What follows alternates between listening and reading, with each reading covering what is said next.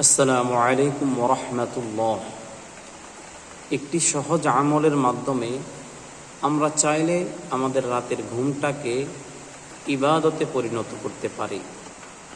সহিহ মুসলিম 1377 নং হাদিস। হযরত উসমান ইবনে আফফান রাদিয়াল্লাহু তাআলা আনহু থেকে বর্ণিত, তিনি বলেন, আমি রাসূলুল্লাহ সাল্লাল্লাহু আলাইহি ওয়াসাল্লামকে বলতে শুনেছি, মান সাল্লাল ইশা ফি জামাআতিন ফাকান্নামা কামা নিসফাল লাইল।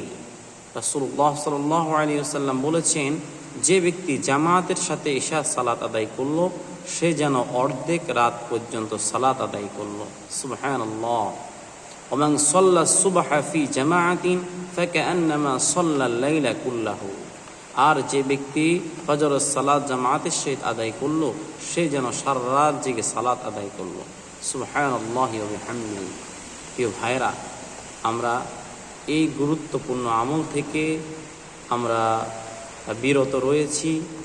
আল্লাহ তাআলার কাছে দোয়া করি, আল্লাহ তাআলা আমরা যারা এই হাদিসটি শুনেছি প্রত্যেককে এই আমলটি করার তৌফিক দান করুক। আমিন।